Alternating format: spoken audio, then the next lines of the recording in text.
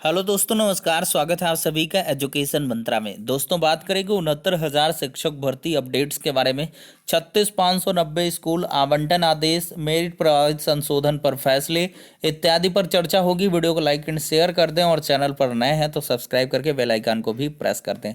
दोस्तों, video session में आगे बढ़ें इसके पहले टेट सीटेट की प्रिपरेशन करने वाले अभ्यर्थियों के लिए एक सूचना है। India's largest learning platform Unacademy लाया है प्लस कोर्स। अगर इसके फीचर्स की बात करें तो घर बैठे लाइव तरीके से पढ़ने का मौका मिलेगा, अनलिमिटेड एक्सेस होगा सारे कोर्सेज का, प्रैक्टिस सेट प्रोवाइड होगी, बैच कोर्सेज अवेलेबल होंगे, मेंटरशिप गाइडेंस मिलेगी, एग्जॉस्टिव कवरेज होगा पूरे सिलेबस का, रेगुलर डाउट क्लियरिंग सेशन होगा, आंसर राइटिंग सेशन होगा, लाइव टेस्ट सीरीज मिलेगी, स्टडी मटेरियल पीडीएफ फॉर्मेट में मिलेगा। अनअकैडमी लाया है last minute revision batch course for CTET January 2021। ये स्टार्ट हो गया है 4 जनवरी से। टॉप एजुकेटर्स का शेड्यूल यहाँ पर दोस्तों प्रोवाइडेड है।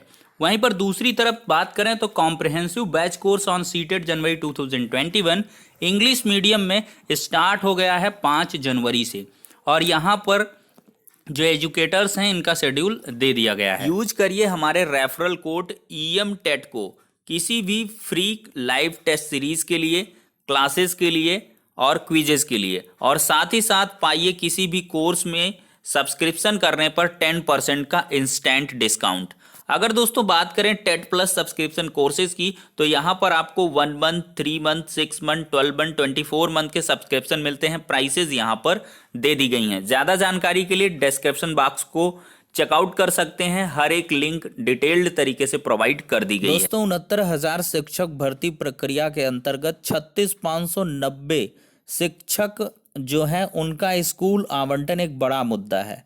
तो ऐसे में दोस्तों क्या है कि एक बैठक आज हुई है जिसकी सूचना बेसिक शिक्षा मंत्री सतीश द्विवेदी जी द्वारा स्वतः दी गई है।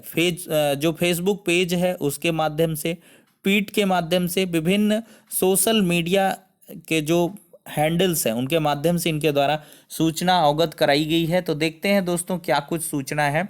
देखिए, बापू भवन लखनऊ स्थित अपने कार्यालय में बेसिक शिक्षा विभाग के वरिष्ठ अधिकारियों के साथ ऑपरेशन कायाकल्प, जर्जर भवनों के ध्वस्तीकरण तथा नवनियुक्त शिक्षकों के स्कूल आवंटन को लेकर समीक्षा बैठक की। यहाँ पर दोस्तों देख सकते हैं बेसिक शिक्षा मंत्री सतीश द्विवेदी जी भी हैं, और साथ ही साथ जो सर्वेंद्र विक्रम बहादुर जी हैं, विजय किरण आनंद जी हैं, रेणुका मैम भी हैं। इमेजेस में आप लोगों को दिख जाएंगी दोस्तों। तो यहाँ पर सबसे बड़ी चीज है कि स्कूल आवंटन को लेकर समीक्षा बैठक भी यहाँ पर हुई है। एट लास्ट नवनियुक्त शिक्षकों के स्कूल आवंटन को लेकर। तो दोस्तों आगे आने वाले समय में जल्द ही आपको स्कूल अलॉटमेंट से संबंधित आदेश देखने के लिए मिलेगा दोस्त। यहाँ पर दोस्तों देखिए, बेसिक शिक्षा विभाग के जो वरिष्ठ अधिकारी हैं वो भी शामिल रही हैं। कहीं ना कहीं जो ऑपरेशन कायाकल्प है उसके अकॉर्डिंग बहुत सारी चीज़ें इम्प्लीमेंट की जा रही हैं और करनी हैं। तो आप सभी को सतर्क भी रहना होगा और अपडेटेड रहना होगा, और जल्द ही आपको स्कूल अलॉटमेंट का आदेश मिल जाएगा। इसकी पूरी की पूरी उम्मीद है दोस्तों। आज से लगभग 1 हफ्ते के भीतर आपको इसके संबंध में क्रियान्वयन समझ में आ जाएगा और जल्द ही आप लोग स्कूलों में होंगे। तो एक राहत भरी खबर है। ऑफिशियल स्टेटमेंट एक हिसाब से है कि स्कूल आवंटन को लेकर समीक्षा बैठक हुई है, और इसमें डिसीजन क्या कुछ लिए गए हैं ये तो एक्सपोज नहीं किया गया, लेकिन आखिरकार यहाँ पर बैठक देखने के लिए मिली है दोस्तों। तो इस उम्मीद से कयास लगाया जा सकता है कि जल्द ही आपका अलॉटमेंट हो जाएगा। अब दोस्त हम यहाँ पर चर्चा करेंगे एक और बड़े आदेश के बारे में। एम योगी आदित्यनाथ जी के ऑफिशियल पेज से ये लिया गया है। सभी मंडलायुक्त व जिला अधिकारी जनपदों में सरकारी भवनों की स्थिति का निरीक्षण करें। यदि विद्यालय, अस्पताल आदि का संचालन मानक विहीन भवन में पाया जाएगा तो तत्काल वैकल्पिक व्यवस्था के तहत इनका संचालन अन्यत्र सुनिश्चित कर भवन को शासन के दिशा निर्देश के अनुरूप ध्वस्त किया जाएगा। देखिए, बच्चों की सुरक्षा को सुनिश्चित करने हेतु सरकारी तथा निजी क्षेत्र में संचालित सभी बेसिक एवं माध्यमिक स्तर के विद्यालयों तथा डिग्री कॉलेजों आदि के भवनों का भी गहन निरीक्षण किया जाए। तो यहाँ पर बहुत अच्छी बहुत बढ़िया पहल योगी आदित्यनाथ जी के द्वारा है, क्योंकि बहुत सारे जर्जर भवन हैं या ऐसी जो है बिल्डिंग है जहाँ पर बहुत स्थिति गंभीर है और यहाँ पर इनको ध्वस्त करके नव निर्माण किया जाना चाहिए। तो ये दोस्तों एक मुख्य आदेश है। अब दोस्तों हम चर्चा करेंगे मेरिट संशोधन पर फैसले के बारे में। दोस्तों मेरिट प्रभावित संशोधन को लेकर यहाँ पर कई दिनों से लखनऊ में अभ्यर्थी प्रदर्शन कर रहे हैं। मेरिट प्रभावित संशोधन को लेकर इतनी कड़ाके की ठंड में विपरीत मौसम में अभ्यर्थी अपनी मानसिक व्यथा को व्यक्त कर रहे हैं, लेकिन उन पर कोई भी ऑफिशियल स्टेटमेंट यहाँ पर देखने के लिए नहीं मिल रहा है। तो मेरी गुजारिश है कि इस वीडियो को ज़्यादा से ज़्यादा शेयर करें योगी आदित्यनाथ जी से या बेसिक शिक्षा विभाग के जो भी आला अधिकारी हैं वो इस मैटर का अवश्य संज्ञान लें, क्योंकि मेरिट प्रभावित संशोधन होने चाहिए। इनके जो क्या है मूल दस्तावेजों के आधार पर इनकी नौकरियां सुनिश्चित की जानी चाहिए। हालांकि इनका कई सारे अभ्यर्थी विरोध भी कर रहे हैं, लेकिन देखिए दोस्त ये मानवीय त्रुटियां हैं और इनके आधार पर नियुक्तियां निरस्त नहीं की जानी चाहिए। जो फैसला लिया गया है कहीं ना कहीं उस पर विचार करना आवश्यक है। और यहाँ पर जो वार्ताक्रम में चीज़ें निकल के आई हैं वो यही है कि इन अभ्यर्थियों को आदेश जो है इनके फेवर में देने की बात चल रही है। अब आधिकारिक मंथन जारी है और ये मंथन कितना गहरा है ये तो आला अधिकारी ही समझते हैं, जानते हैं, लेकिन जो अभ्यर्थी हैं उनके लिए एक एक दिन का यहाँ पर इंतज़ार करना काफ़ी दूभर हो रहा है। तो ऐसी विषम परिस्थितियों में मेरिट प्रभावित संशोधन पर फैसला जल्द होना चाहिए और इन अभ्यर्थियों की जो व्यथा है उसको पूरी तरीके से सुलझाना चाहिए। और साथ ही साथ एक और मामला है दिव्यांग अभ्यर्थियों का, जो बेसिक शिक्षा परिषद प्रयागराज में लगातार धरना प्रदर्शन कर रहे हैं और ये भी बहुत बीते 20 से 25 दिनों से प्रदर्शन कर रहे हैं। अर्धनग्न प्रदर्शन करते हैं इतनी सर्द में, कल कहीं भीख मांगकर यहाँ पर विरोध प्रदर्शन करते हैं। हालांकि इनके बारे में महानिदेशक सर को लेटर तो लिखा गया, लेकिन उसके बाद से कोई क्रियान्वयन देखने के लिए नहीं मिला है। तो ये बहुत बड़ा मुद्दा है।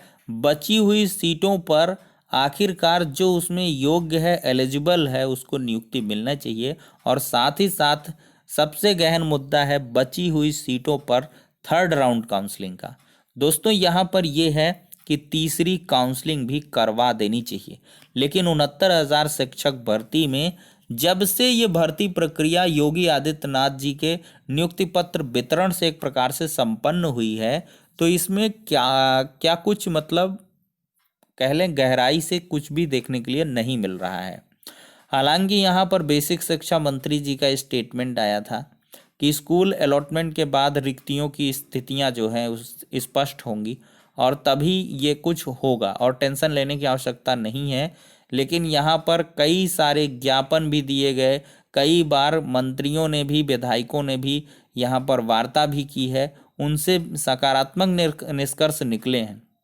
लेकिन कहीं ना कहीं ये सकारात्मक निष्कर्ष जो हैं वो अभ्यर्थियों के लिए एक टेंशन का विषय बने हुए हैं, क्योंकि नई शिक्षक भर्तियों की भी लगातार घोषणा हो रही है कि 50,000 यहाँ आ रही, 20,000 वहाँ आ रही, 25,000 वहाँ आ रही है। 15,000 आई और वो चली गई, उसका अभी तक जो है संशोधन का जो विज्ञापन है, संशोधित विज्ञापन, वो जारी नहीं हुआ है। और उम्मीद है कि 15 जनवरी तक जो नॉकिंग डेट है उसमें आपका स्कूल अलॉटमेंट भी हो जाएगा 36,590 का। और इस दौरान जो म्यूचुअल ट्रांसफ़र उसकी लिस्ट नहीं अभी तक जारी हुई है, अंतर जनपदी जो तबादला है उसकी प्रक्रिया पूरी तरीके से संपन्न नहीं हुई है। तो इन सारे प्रकरणों पर जल्द से जल्द दोस्तों फैसला लिया जाना चाहिए। तो फिलहाल के लिए कुछ बातें हो जाती हैं जो 69,000 से रिलेटेड हैं, साथ ही साथ तीसरी काउंसलिंग से भी संबंधित हैं। तो तीसरी काउंसलिंग के लिए जो अभ्यर्थी हैं वो लगातार प्रयास करते रहें दोस्तों, क्योंकि जब तक संघर्ष करेंगे नहीं तब तक आपको कुछ हासिल भी नहीं होगा। हालांकि बहुत सारे अभ्यर्थी लगातार ट्वीट्स भी करते हैं, लेकिन जो तादाद है वो काफ़ी कम है। तो आप लोग कम से कम 7 से 8 हज़ार सीटों की दावेदारी कर रहे हैं, तो कम से कम इतने ट्वीट्स तो पर डे होने ही चाहिए। और नई शिक्षक भर्ती के लिए भी यहाँ पर लगातार ट्वीट्स होने चाहिए, क्योंकि जो 2021 वर्ष है ये एक रोजगार वर्ष के रूप में साबित हो, और चुनावी वर्ष जो कि 2022 है, तो ऐसे में 2021 में छप्पर फार भर्तियां भी आनी है, ऐसा लगातार समाचार पत्रों के माध्यम से देखने के लिए मिलता है। लेकिन आखिरकार कब तक ये जारी होगा, कब तक अभ्यर्थियों को रोजगार मिलेगा, ये एक बड़ा प्रश्न चिन्ह है। और जब तक अभ्यर्थी को मिल ना जाए तब तक इसको कार्य रूप में परिणित नहीं कहा जा सकता है। तो फिलहाल के लिए गवर्नमेंट को चाहिए कि जल्द से जल्द भर्तियों के विज्ञापन जारी हों, और जो भी पेंडिंग मामले हैं, चाहे वो त्रुटि संशोधन का हो, चाहे दिव्यांगों का हो, चाहे वो क्या कह लें स्कूल अलॉटमेंट का हो, चाहे वेतन का हो, चाहे एरियर का हो, इन सभी समस्याओं को हल भी किया जाना चाहिए। तो इस वीडियो सेशन के माध्यम से इतना ही। नेक्स्ट वीडियो में मिलते हैं।